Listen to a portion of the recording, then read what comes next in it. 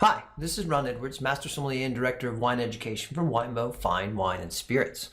I'm going to taste this really cool wine today from the Douro Valley of Portugal. And it's not port, it's dry table wine. It just happens to be from where they make port.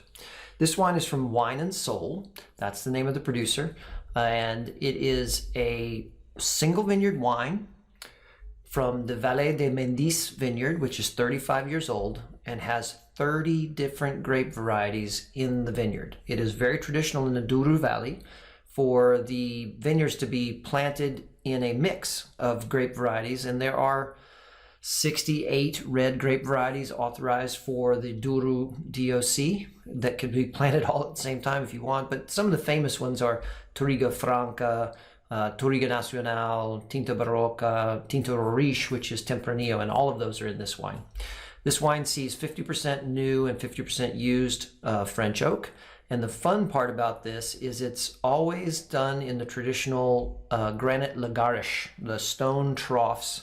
They put the grapes in and they trod them by foot and they ferment that way. And that's how they get all of the tannins out and everything else.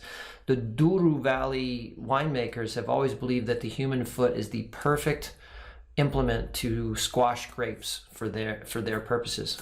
Fascinating. This is the 2018 vintage, Pintas Character from Wine and Soul. It's called Pintas Character because it's next door to the 85-plus-year-old single vineyard Pintas, which has over 40 varieties planted in it. We'll taste that on another time.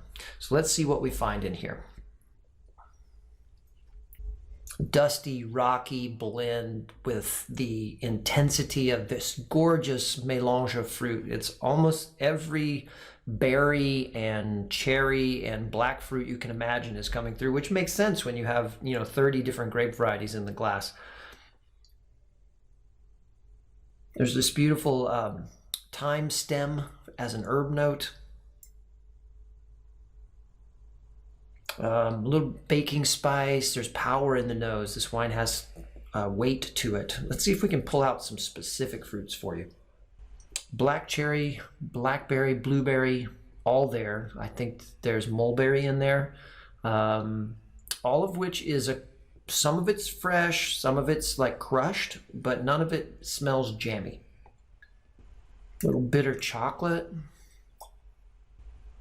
There's a spiciness to this wine, something along white pepper. It smells inky. I think we should taste it. Wow, that is a mouthful of wine. Velvet textured, intense, but deft. The wine is big, but it doesn't feel oppressive. It actually finishes refreshing, which is fascinating to me. The flavor profile, everything I mentioned is there, plus some stuff that I can't even put words to. But it definitely has that dusty, rocky thing. It has the bitter chocolate. It has the baking spices from the oak barrels. It has this powdery meets gritty tannin structure that is completely enveloped by this beautiful mélange of berry fruitiness. Blackberries, mulberries. There's black raspberry in there and black cherry. There's blueberry, there's even black currant floating around in there. It's tart and it's dark all at the same time. This is the beauty of the blender's paradise when we start talking about why people blend a bunch of different grapes together. You get so many different flavor profiles. That white pepper, spicy, herbal tone hits me at the end. Let's taste it again. Second sip, it actually only just gets better. It's so textured and so gorgeous. All the flavors are still the same. This again is a wine that's going to be able to sit in a cellar for a very long time if that's what you wanted to do with it. But it tastes really good now. If you're a fan of West Coast red wines with that big, rich intensity, you're gonna love this wine.